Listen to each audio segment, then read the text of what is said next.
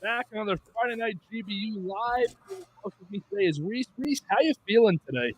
How we doing, KB? It's my first time on here without JD. JD, we feel your absence, but we're gonna carry on the show. Yes, we'll be missing JD, of course, an inexpendable member of the show. We have Lenny coming on later when we're talking about baseball, but today we're just going to talk a little bit about the Tyreek Hill in the beginning. Well, actually, a lot of the Tyreek Hill move in the beginning. How does it affect the Dolphins? How does it affect the Jets? How does it affect the Chiefs? So the three teams involved with it. We're going to just talk about how the process went down, and we'll hear what fans of football and of the Jets think about this trade and how the whole situation transpired and unfolded. Then we're going to give you some MLB predictions. It's not quite all of our predictions before opening day. We're going to do that next week with all four of us. Next week, we'll have an opening day special on Friday Night Live. It's going to be really fun. We got a lot of stuff planned for it, but we're going to be going through our MVPs for each league, Cy Young winners. Like we said, JD can't be here, but we're going to get his, hopefully we'll get his submissions and talk about him anyways, because we love to hear his thoughts always. We're going to be talking about who we think our best teams are by the end of the regular season, who will be the best team at each league. Next week, we're going to do our division predictions. So excited for that. Pick a winner of every division, which should be fun, especially being Mets and Yankees fans in two loaded divisions in both the AL and NL East. We're going to pick our World Series winner and so much more next week. But Reese, let's get started here talking Tyreek Hill. Only football we're going to be talking about today unless something else comes up. We know that the Jets had a deal in place on Monday to acquire Tyreek Hill, and quickly Miami swooped in, home of Tyreek Hill, and the division rival ends up outbidding the Jets, giving Tyreek Hill the highest guaranteed money contract by a receiver in NFL history, just topped Devontae Adams, who just got it a few days prior. Reese, your thoughts, your feelings, and then we'll talk about how it affects every team specifically. Yeah, so this was really tough. The Jets had a deal in place that if Tyreek picked to come here, it would have been one of the best trades, in my opinion, ever made in the recent part of the NFL. And it's unfortunate that we weren't able to do so. Extremely frustrating for the Jets' name to even be included in all these reports that were coming out with the Dolphins, because if anyone saw the Tyreek Hill interview post trade, you knew where he was going from the beginning. It's almost like it wasn't a question. Besides the fact that it was frustrating, once I got past that part of being fully disappointed as a Jets fan, Douglas did all he could. The Jets were in on the trade, and despite the fact of despite all of the frustration, I really think that the Dolphins made a sick move here. I feel like they almost guaranteed second in the division, because now Bills and Miami, in my opinion, are the two most talented teams on the roster by far. Yeah. And make it the reason this is so frustrating for Jets fans is it's going to a division rival, and I feel like we're kind of burying ourselves a little bit here. But I could talk about how I feel for days about this trade. So KB, you go ahead. Yeah, so we'll get into the specifics for each team and how we feel about how it'll affect Miami and Kansas City and the Jets. But I do have to say it stinks, because you know that I love seeing that Douglas was aggressive, first of all. I love seeing that he was in on this. He had the best offer on the table for a top 5 playmaker in the NFL. He offered 2 second-round picks and a third-round pick, so 3 premium day 2 picks was the offer Kansas City would have accepted. It seems like Tyreek Hill wanted to play in Miami when he knew he was getting traded, and when the Jets were the team that actually traded for him, he probably told his agent to tell Chris Greer, who's the GM in Miami, hey, your division rival's about to get Tyreek Hill and he wants to play for you. So forced his way to Miami, kind of, which stinks. It would have been awesome for Wilson's development, and they've been looking for a number 1 receiver all offseason. We hoped for Calvin Ridley. We hoped for Amari Cooper. We hoped for now Tyreek Hill, which only lasted about an hour, 2 hours, the whole trade saga of Tyreek Hill. But I got to say, it's really has to sting for Joe Douglas and Robert Saleh and Mike LaFleur, who probably had a really decent amount of time on Monday and maybe even Tuesday morning where they thought we have Tyreek Hill on our roster for next season.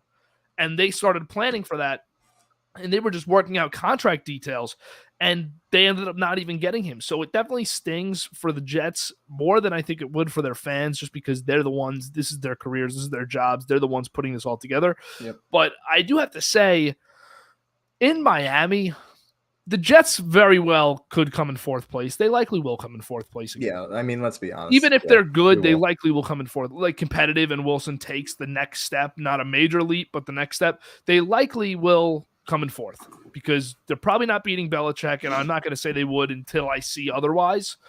And Miami and Buffalo have just beaten up on us the last 2 years also, and I don't expect them to be any worse. And for me, it was the situation that stings too. The Jets have been weak at cornerback for years now, and now you're adding Jalen Waddle and Tyreek Hill, which, unless I can think of anybody else, probably the fastest wide receiver duo in NFL history. I mean, those two guys are lightning bolts on the field. And I have a feeling Tyreek's gonna haunt us, or at least break a few off against us this season. Yeah. But it is what it is. I know what we did. We did what we could. The most frustrating part about it for me is the 50 years of feeble football the Jets have been putting forth. And that's really the main reason as to why these players never want to come here. It's because the culture's bad. Even if we're trying to rebuild it, which we are, in my opinion, we have the all gas, no break. We have hard workers. We got guys that want to win in the organization now, but it doesn't change in a year. We have to. I feel like what we really need to see is Wilson. If Wilson changes, the entire franchise is going to change. In my opinion, bringing Tyreek would have been huge for Wilson's development. Would have been more explosive plays. It would have put Wilson on more highlight reels. Would have opened up a lot more eyes, in my opinion, which is what stung a little bit too. But I just hope we're able to continue surround Wilson and at least line up with these teams like the Dolphins and the Bills, who have some pretty talented rosters right now. So my thoughts on the Dolphins in this, just keeping their whole offseason a look. They also got Teron Armstead a couple hours before Tyreek Hill great offseason was traded. So they really put two massive pieces onto this offense in those 24 hours. Teron Armstead, not to be forgotten about lost in the Tyreek move, but Tua sucks. I agree. I don't think he's very good at all. But what they did this offseason was they brought in a creative offensive head coach who is regarded as a genius play caller and creativity, the play design. He's just been so highly regarded in that area of offensive play calling. But the guys that they added to this offense this offseason in the last 2 years, we have Waddle added in the draft last year. He's the type of guy that he could take an end around 75 yards. Yep. They added Chase Edmonds, who we know is a very solid receiving back, down back. Slippery guy. Raheem Mostert, who's probably the fastest running back in the NFL. Yep. They have Waddle already, like I said. They have a top 3, top 5 tight end speed-wise in the league with Gesicki, who they brought back. I don't know how you cover any motion on that team. Of course, they added Tyreek Hill. So they now have Gesicki, Waddle, Hill, Mostert, and Edmonds are 5 guys that I think you could just put the ball in their hands, and they're a threat to score anywhere on the field because of that speed that they have. So great job by Mike McDaniel and Chris Grier adding a lot of players that if Tua stinks, he's still going to be able to hit a screen. He can still hit the quick slant. He can still hand the ball off. And the Dolphins have done exactly what I said I want Joe Douglas to do. They've built a team where it's almost impossible for the quarterback to not to at least play up to his potential. I think this. I don't even know if Tua will have the start for the whole year if he's not playing good ball. Yeah, I think there's a really competitive backup there in Teddy Bridgewater and a new head coach. Yeah, Teddy B. And Chris Grier doesn't lose his job in this situation if Tua stinks because they have a good enough team to just add a new quarterback. He's built a good enough team. But to pivot to the Jets side of things, my thoughts now with the Jets, one, you absolutely hit the nail on the head. We've sucked in the secondary for quite some time now, especially at corner, because not too long ago we did have 2 very good safeties on the team. Mm-hmm. But especially at corner, and we have the 32nd ranked defense in the NFL last year. My biggest problem with the Jets defense, you could love Bryce Hall. You could love what Marcus May was last year for them. And you can love CJ Mosley and everyone. I do like a lot of those guys, but they're slow. This is Yeah. a slow Who are we lining up defense. against Hill? DJ Reed and Jordan Whitehead are great ads for Huge speed and ads for that. athleticism. Yeah. That it just looks so much better now than it did when we first signed him because of the addition of Hill. But man, it's tough having the 32nd ranked defense and saying we're going to compete and play hard against Buffalo and against Miami. Against a star-studded AFC in general, to say that your 32nd ranked defense is going to perform when there's, I'd say, 10 of the 12 top 10 quarterbacks are in the AFC. So here is what I want everybody to think about. That says the Jets need to take a wide receiver at 10. I think the Jets absolutely have to go double defense with their first 2 picks. Preferably edge rusher at 4 and linebacker or corner at 10. Now, when you look at the best receivers in the NFL, how many, Reese, give me your top 5 wide receivers right now. Cooper Kupp, just a rough list. Yeah, Cooper Kupp, Devontae, Jamar Chase. I already know I'm going to forget someone and I'm going to get rid. Either way, just a rough list of guys. Okay. Tyreek Hill, you could throw in. Tyreek, sure. Tyreek, D-Hop. D-Hop, okay. Right. One of those guys you just named was a first-round pick. Yeah, exactly. You don't have to take being Jamar Chase. You don't have to take your wide receiver 1 in the first round. And we still have 35 and 38, where you can we still have 35 and 38 or wide receiver there. Yeah. So if I'm the Jets, my best course of action for Joe Douglas here would be, and this is a scenario that's not going to talk about enough, is I'm just going to throw names out, but use their positions as like the picks. Thibodeau at 4 / D end at 4, pass rusher. Corner being Sauce at 10, or I don't think they'd take Stingley, but maybe even Nakobe Dean or Devin Lloyd at 10, or even Kyle Hamilton if he falls, because I don't think that's out of the realm of possibility. So double defense, use 35 or 36 and 38 to trade back in with a team like Philadelphia into the teens, and why not get a guy like Jameson Williams? Yeah. Or just keep 35 and 38 and this is such a deep wide receiver class that I wouldn't mind taking one at 35 and 38. But for that, I get concerned with a lot with the Jets draft at the first 2. I feel like you need to take a wide receiver. There's been such a drought of a pure wide receiver 1. And I could completely understand where you're coming from, but to have a guy like Drake London with the ceiling of a guy like Mike Evans, who you can throw up one-on-one, like I want Wilson to have a guy that he's so confident he can throw the ball one-on-one and then never get picked off. I don't think he has that guy. Corey Davis was Butterfingers last year. He was. Elijah Moore, I do think he's going to take a step. I think he's that fast slot guy, but he's not going to be a guy you're going to chuck it up to every time. Yeah, I think Elijah Moore over, I'd say, realistically, players get injured. Over 13, 14 games is a 1,000-yard wide receiver. I agree. Yeah. He is so good at creating space and running routes. So you already have, at the worst, a high-end wide receiver 2. Yeah, I think Elijah Moore's a wide receiver 2. It just the thought of not giving your quarterback who you're investing everything into right now, which in my opinion, as I said before, the franchise can turn around with good play from him. You got to give him as many weapons as you possibly can. I believe Douglas is doing that.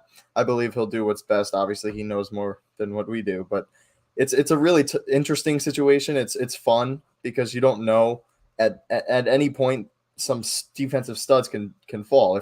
If we can get Sauce at 10, I would be absolutely livid if we don't. I was thinking of a possibility of getting Sauce at 4. So that's obviously could happen, but I'm out on. If you haven't, also check out our mock draft from a few days ago. It was a collective mock draft between me, Reese, and John. It was a fun time.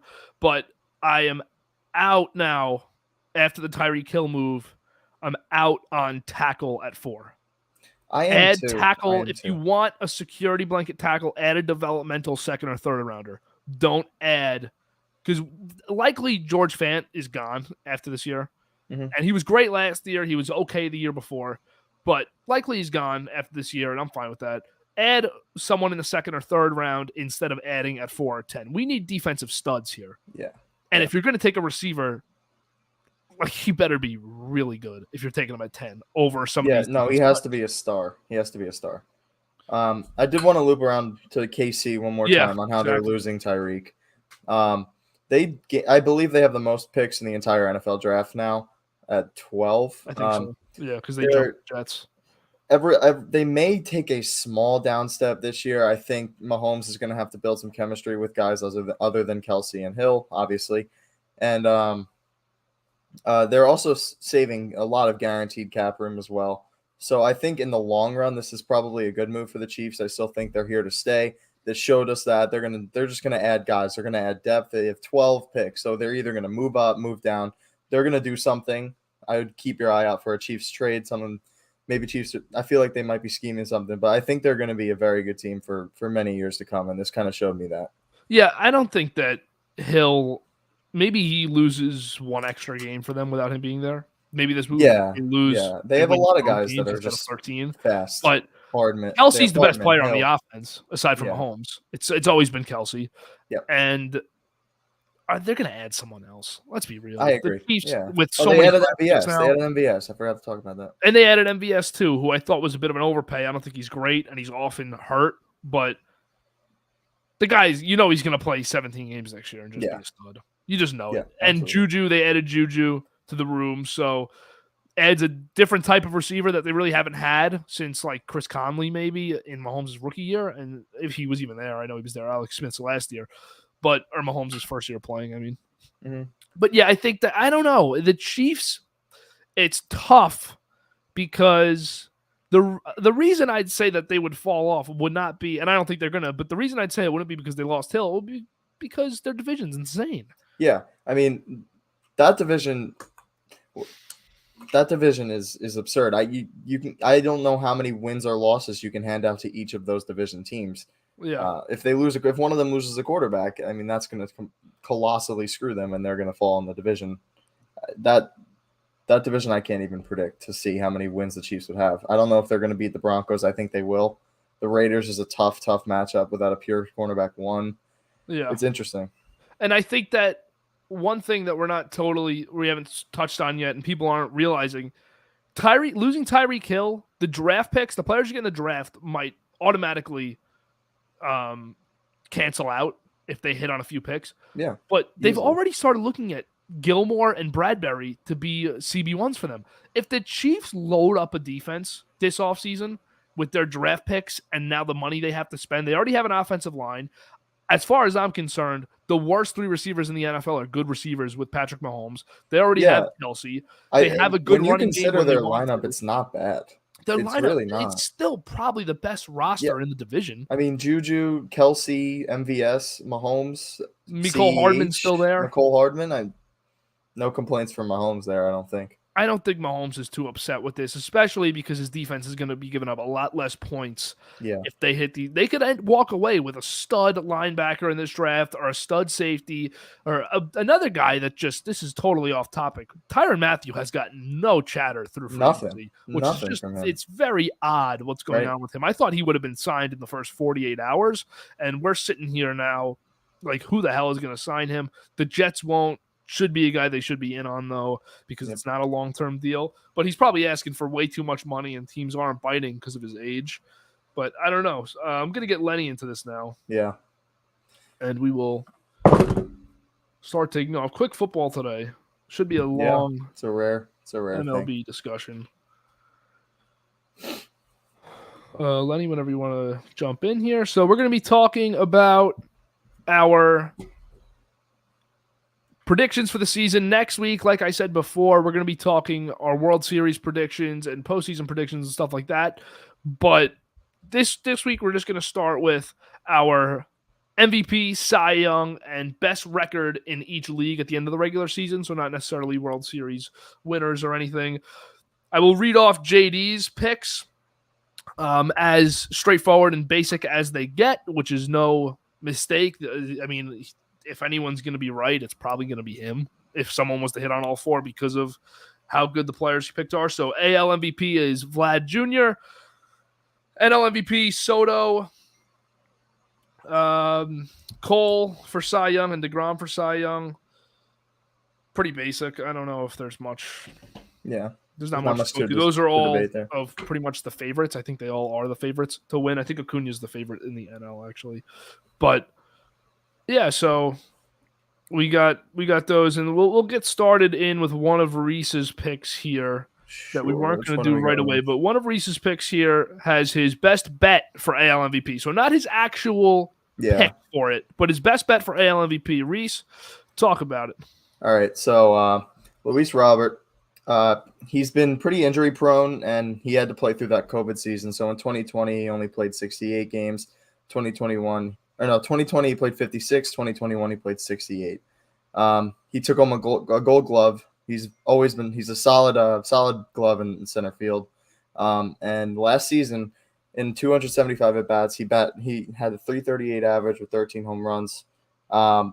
This combined with like a stellar defense in center field makes him a pretty good bet for me at plus 2,800. Altogether for his career, he's batting 294 with 97 RBIs and a solid about 35 home runs. So I think he's definitely a sleeper for MVP. The White Sox are as good as they end up being, then I think they're going to end up. Then he's going to end up top 5 in the MVP voting. Yeah, I really like this pick, actually. Young star in the making. Another just huge bat in Chicago for the White Sox. Absolute regular season mash. We know how they get in the postseason, but we're not picking postseason awards here. Yankees would sweep them in the playoffs. Yet again, them and the Twins, always a quick sweep when you see them in the playoffs. Doesn't matter how they finish. But let's get into a couple of Reese's while we wait for Len to figure out how to work his email. Reese, AL MVP, talk to me. AL MVP. So I wanted to switch this one up a little bit, but I got to go with Vlad. He had the Triple Crown last year, and for someone who has a Triple Crown to not even get one MVP vote is almost like repulsive, in my opinion.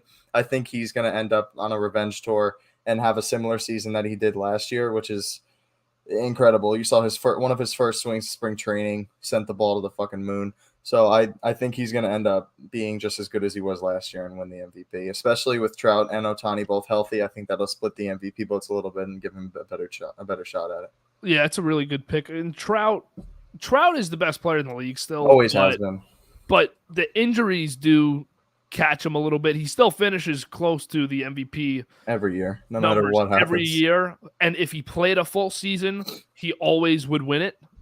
But it's hurt him a little bit in getting those full stats for a season. Comment below too. We want to hear who you guys think are going to win these awards, win the AL MVP, NL MVP, Cy Youngs for both leagues, and who your picks are for the best teams in each league. Let's move on to the National League MVP for Reese. Give it to me. Yeah, my National League MVP is another one that's pretty common. Acuna. If he didn't tear his ACL last year, I think he was winning the MVP as well. He was on his way to have 40 home runs and over 40 stolen bases. He's one of the most electric players in the MLB. Sparks his teammates. They got a great thing going over there in Atlanta. As much as I hate to say it, they got Ozzy and him on some low contracts. They're all playing with their spirit and heart, and I think Acuna is going to end up taking the MVP home if he stays healthy. There's Lenny. Lenny, there we go. What's up, fellas? Sorry about that. Lenny, our MLB resident here. So we have a DeGrom in the chat there. We have Rye, him and Buxton, sleepers for MVP. Len, if you weren't watching, we were talking Reese's best bet for betting odds is Luis Robert from Chicago for AL MVP plus 2,800. So we think that's a good bet because he's a guy that could totally just break out and mash this year. Let's move on. Reese had Vlad and Acuna as his AL and NL MVPs. Len, let's go. Oh, well, Reese, we have your Cy Youngs actually right now. So let's go through your Cy Young awards. Pretty thought went into these ones. So my NL Cy Youngs, it's got to be DeGrom. Without injuries last year, he probably would have had one of the best pitching seasons in MLB history. He was on track for that. There wasn't really much thought to this one. I'm a Mets fan. I think he's going to end up taking it home pretty easily if he's healthy, like he would have last year. And your AL? Yeah, I was diving into this. I just don't see anyone I really think is going to end up being better than Cole. I was looking into Bieber, but the Guardians are just horrible. I think the only games they'll have a chance to win are those games with him starting, but I think Cole's going to end up winning. All right, and we'll go into our best records at the end of it. We'll all do ours after we do our awards. So we go to Letty, a different MVP in the AL. Len, give me your thought process. I actually have the same too as Len for MVP, so we'll just talk about those together. So yeah, I got Judge, and I think for the Yankees to be good, I think he needs to be really good, like win an MVP. So I definitely think that he's gonna do that. He's playing for a contract, so I could definitely see him going out there. And I mean, he was an MVP caliber player last year, and I expect the same this year as long as he stays healthy. Yeah, I definitely think the same. Judge playing for a contract, like you said, and if he's not, he just got a nice big extension to stay in New York. That means before the season started, so I think morale is going to be high either way. And if he stays healthy, we know he doesn't get talked about in the same light as Vlad or Ohtani do anymore, but we know he's still that player right there with the top 3 or 4 guys in the American League. I think you could call it biased, but I think he's the second best player in the American League over 162 games behind Trout if the two played a full season. So I'm hoping he gets it. That's also my AL MVP pick. Lenny, you want to take us away with both of our NL MVP picks?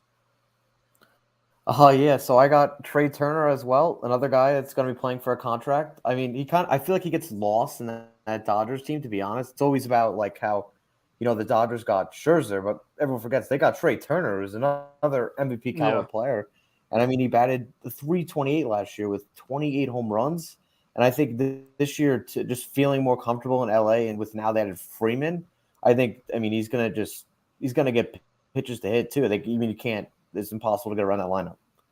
Yeah, with the amount of power in the lineup, you almost have to pitch to Trea Turner. Mm-hmm. But I don't know. I like personally for me, I'd rather pitch to everyone else instead of Turner because I don't want that speed on. And my dogs are going crazy right now. But do you hear this? Like, this is what I deal with. Do you guys hear this right now? It's not that bad. It's not really. It's not bad at all. It's bad for me though, because I'm here. It's terrible for me. I think Turner is going to have like 200 plus hits this year with the Dodgers. I think that he'll hit over that 328 mark he hit last year. Because like he said, it's just, you can't pitch around this guy. The bottom of the order is so good that if he's hitting leadoff, he's going to get guys on base. No matter where you hit in the Dodgers lineup, guys are going to be in scoring position. Guys are going to be on base. He's going to steal 30 bases if he plays the whole season. He's just such a great player, man. I think he's the best player on that team. I hope he wins the MVP because I'm a huge fan. But now we go, Len, Cy Young, another really put a ton of thought into these ones. Would have never saw these ones coming. They're just gimmies. If no one's taking DeGrom, the guy, I know there's some I'm not taking about DeGrom. the injuries, but I'll you're not taking DeGrom right now. Oh, so I'm not taking DeGrom. See that, but the guy it was going to go on a pace, probably would have won the NL MVP. I mean, he had a 1 ERA in 9 starts, or 9 or 10 starts. And I mean, he probably would have had nothing over a 1.5, which is unheard of in this day and age. So, I mean, we'll see. We'll see what you got. Yeah, we got a pin. Well, we got yours. Your AL Cy Young. Oh, talk about your White Cole for a minute here. Yeah, so I'm a big Garrett Cole guy, obviously, Yankees. I mean, I think he should have won it last year. I don't think Robbie Ray. I think Cole was better than Robbie Ray, to be honest. But I definitely think he's going to bounce back. He definitely had a great year last year, so I think he's the AL Cy Young. I don't really see anybody else, to be honest. It'd be Verlander, but Garrett Cole for me. Yeah, so I have the same Judge and Turner as my MVPs. I talked about it before. You just heard me talk about it. So I'm getting a lot of heat already here for no DeGrom. I see it. DeGrom's the best pitcher in baseball. I mean, I don't know who it's If I'm taking any pitcher one game, it's DeGrom every time over every pitcher I've seen in my lifetime, except maybe Scherzer in his prime, who is now the number 2 to DeGrom in New York, which is awesome. I'm excited for it. But I cannot trust DeGrom or Scherzer to pitch more than 75% of their games this year. One, based on DeGrom's health throughout his career. He's not hitting this year, which is a huge advantage for him. He gets hurt swinging the bat a lot. 2, Scherzer is 37. I can't pick him either because I can't trust anyone over 35 to pitch more than 215 innings. Can't. He will. I think he will because he's had a pretty durable career. Last year, I saw a guy, postseason legend in the National League, emerge. Best season of his career. San Fran might win 85 games this year. They might fall off big time. Logan Webb last year was awesome, and he only got better as the season went on. No more Gossman. Rodon's the number 2 in San Fran. Webb's getting the ball opening day. He's their guy. The way he pitched against the Dodgers twice last year in the playoffs was all I needed to see. I think Webb is under a 2.5 ERA this year. I think he's one of the most underrated players in all of baseball, and he's so durable through his career in the minors and last year's first full season in the major leagues. Little to no injury problems. Last year posted a 3.0 ERA. It was a 3.03 with a whip of 1.1. He was one of the best pitchers in the league last year, 158 strikeouts, and he went 11-3. If he pitched the first 2 months of the season, I think he would have been better than Gossman last year. I absolutely love Logan Webb going into this season, and I love the ballpark he pitches in San Fran. The only trouble for him is he gets 2 of the best lineups in the league in San Diego and LA in that division. Now my AL Cy Young. If you thought Logan Webb was a wild card, Oh shit! this one is just. Oh jeez. This one. Come on, Phil. This one, I cannot trust Cole unless I have an assurance that he is allowed to use Spider Tack. Shane McClanahan, pitching his first full season in Tampa. Len, you and I both know what Tampa does with talented lefties. They kill everyone. Last year, he was throwing 94-mile-an-hour fastball. He's showing up to spring training this year, throwing 99-100. Second year, he was their top prospect. I hope I'm wrong because we know this is going to be devastating for the Yankees if this guy's the best pitcher in the AL. But McClanahan last year in 10 games had a 3.4 ERA and a 1.2 whip, 141 strikeouts. That's ridiculous over the amount of innings pitched. I'm telling you, these two guys are going to be so good this year. If you haven't watched McClanahan, you got to watch McClanahan. And if you don't trust that the Rays are going to, who don't have a true ace right now, aren't going to turn this guy into one, Kluber might be a better bet than Cole for MVP because he's in Tampa. That's how good. Yeah. He's obviously not even. That's a statement that's not. I'm not serious, but this is Shane McClanahan. I have more confidence in McClanahan to be the best pitcher in the American League than I do in Webb to be the best in the NL. But I love both of them. I absolutely love both of them. I can't pick the favorites for these awards because it just doesn't happen. Yeah, but right. I love both of these guys. Now let's go to our best records in the National League. Reese, take it away. Yeah, so shocker here. We talked about it before. This is one of the best lineups ever put together in baseball. They just added Freddie Freeman, absolute stud. They have Trea Turner. You got Max Muncy. You got Bellinger, who hasn't even been playing well, and they won the World Series. Obviously not last year, but it seems like they've been on the crisp of it every year the last 4 years. They overachieved in 2018, and then 19 they lost. 19 they lost to the Nats, who ended up winning it all. 20 they won. 21 they lost to the Braves, who ended up winning it all. So it seems as though if they don't face a team that makes a run and they ended up facing whoever's hot, I just think they're going to end up being absolute studs and take over like the entire MLB in some way. And I realized I was talking a little bit about the playoffs there, but the regular season. I mean, we can talk a little bit about playoffs here if you want to. I'm going to talk about them with one of mine. And the AL's best record, I think it's going to be the Blue Jays. I think a decent amount of the top 5 teams to come out of the AL are going to be from the AL East. But the Jays have been anchored with Vlad, and now they got Matt Chapman, Bo Bichette. They had Gausman joining the rotation of Ryu and Manea, and I think these guys, and Barrios too, these guys are going to be studs. they're going to be a problem for everyone, I think, for a long time to come.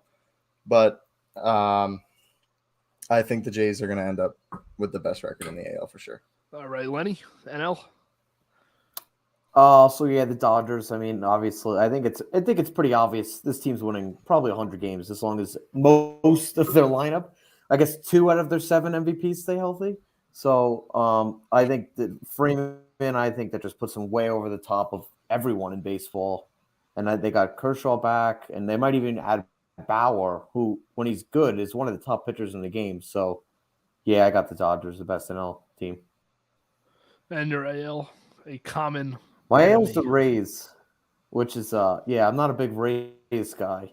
So I have the Rays here. I still think they're just gonna win the AL East. I don't know how. There's really nothing to say about them. They're just coached right. They seem to do everything right and beat us.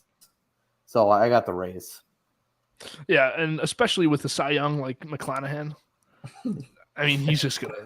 I mean, if that happens, dude, if the Rays I will go on record right now. If he doesn't win the Cy Young, he's gonna win 20 games, and he's gonna be one of the best. You're gonna know who Shane McClanahan is by August if you don't already.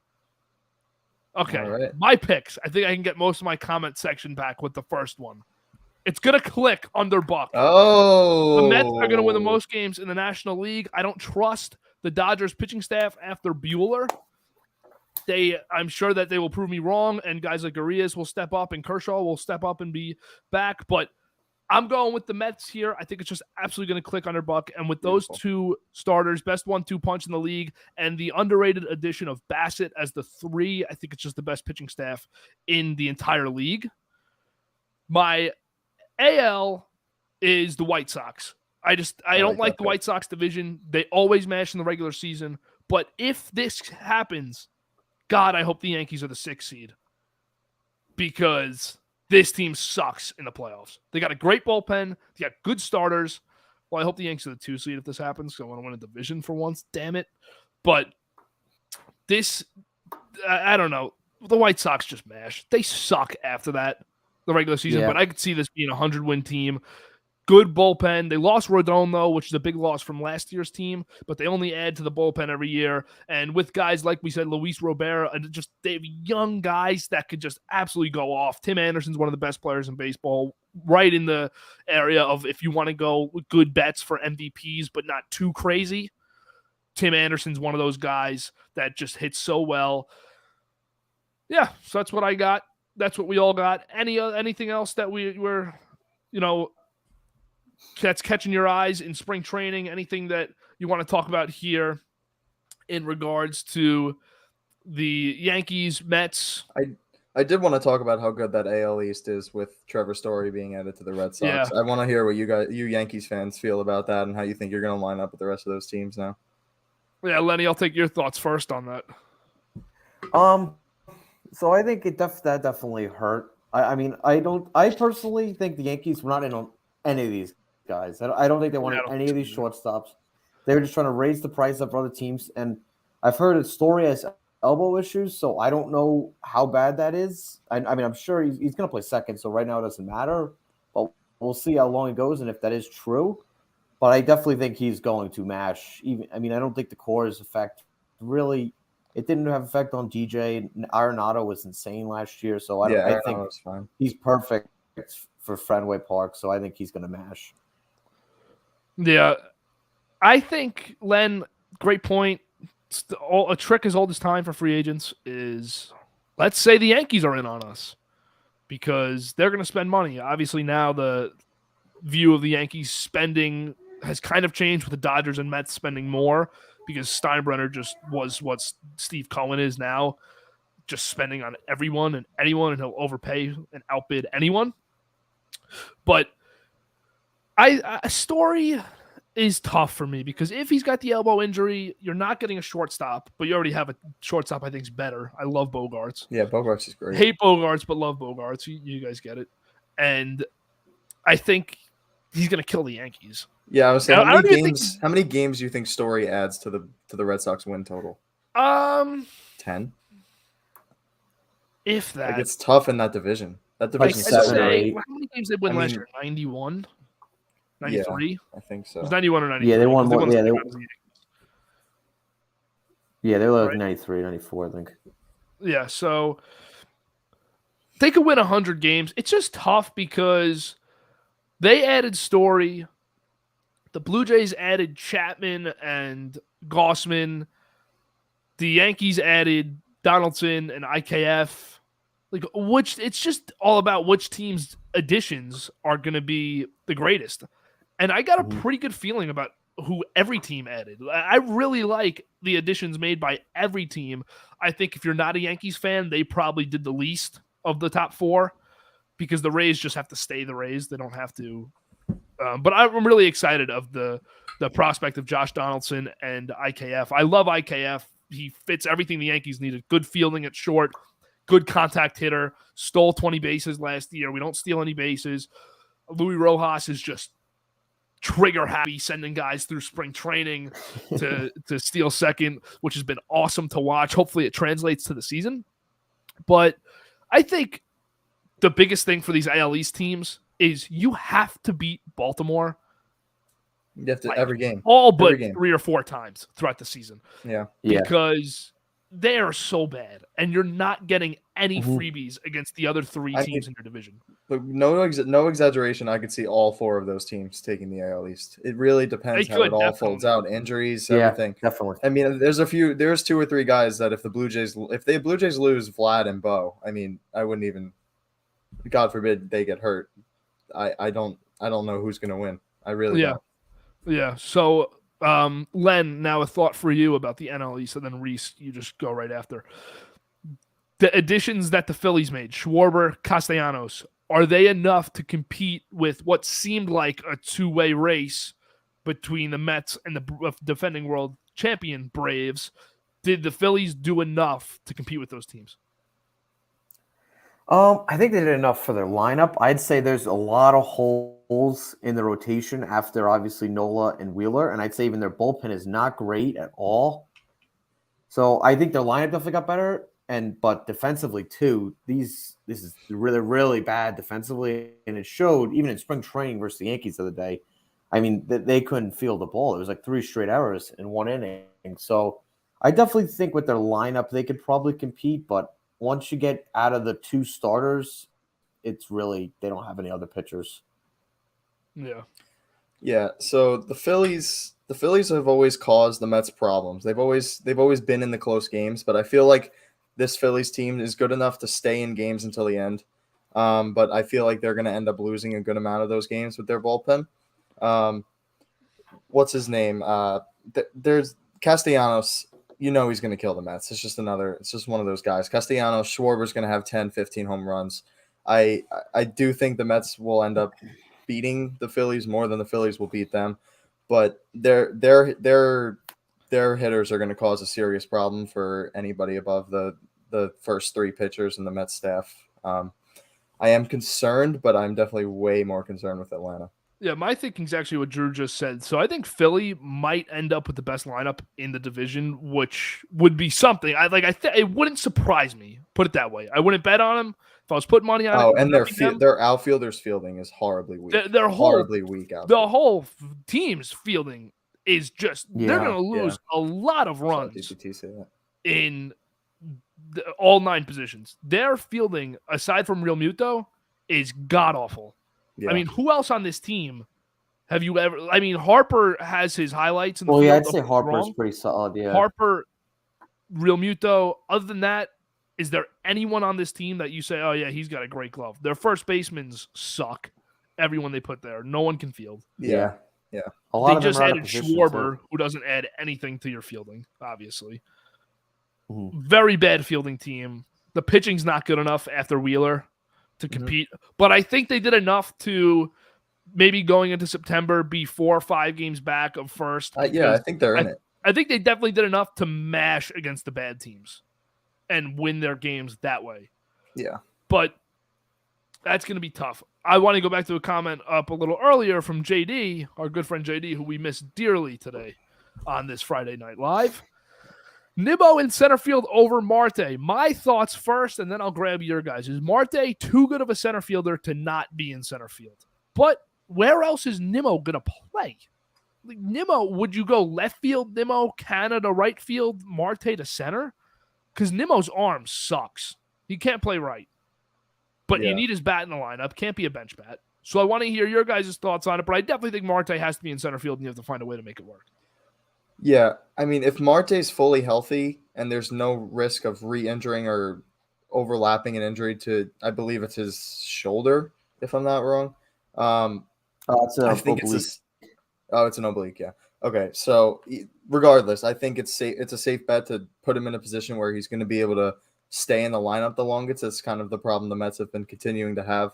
And obviously, I don't think you guys watch the Mets as much as like I would.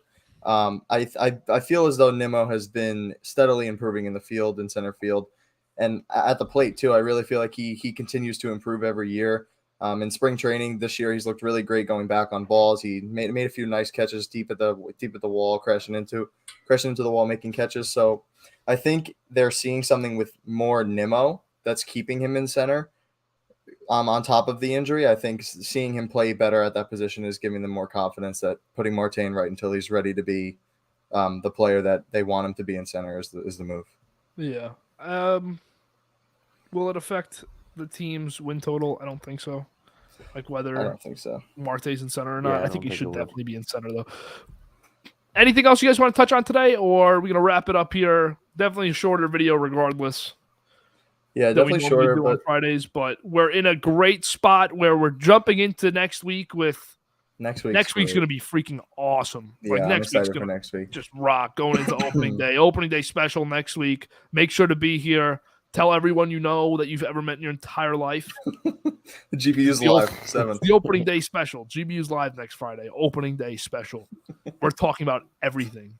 Everything that's possibly going to happen. If you want to know how the season's going to go, we are telling you. Tune in. We're telling you on Friday what's going to happen, how it's going to go. So make sure to tune in next week. Subscribe, like the video, follow us on everything. You see it right here in the bottom right. Be there. That you're just going to keep following us. Anything else? Man. No, I think we're good. Rye will be there. We already have one viewer be there for next week. DPT Drew wants to be on it. That's too bad. Not blocked. See ya. See ya, Mark. Take a seat, pal. All right, so I'll see you guys next week. We'll all be here next week. I don't know how much football we'll talk about. Some big news would have to break out. And then after that, we get into baseball every week. Yep. Actual games to talk about again, which is awesome. March Madness is fun. We're having fun with it. Didn't talk about it today, but just know we're watching. We're enjoying. Check out Reese's bets. Did a great job yesterday. Reese, would you like to talk about those at all? Yeah, I've been decent on March Madness. NBA I started off shit. I was 0-4, but now we're 4-4. But I nailed Arkansas yesterday and North Carolina at plus 200 the other day. So maybe I'll give you some picks if you tune into the Instagram. Wonderful. All right, everyone, go watch St. Peter's down by 4 at halftime against Purdue. So go check that out. It's a 15 versus 3. Could be the biggest upset in NCAA history in any sport ever. This is the biggest upset of all time. If it happens, it's not, but It would be awesome. Kansas up by 10 on Providence. Go check that out. That's another really good game. Like I said before, make sure to subscribe to everything, like everything, follow us on everything. You know the drill. Yep. Any final comments, fellas? No, I'm excited for next week, man. Next week's going to be a blast. Can't wait. Everyone be there. Make sure you're there next week. You have to be there. You have to be here next week. Be there.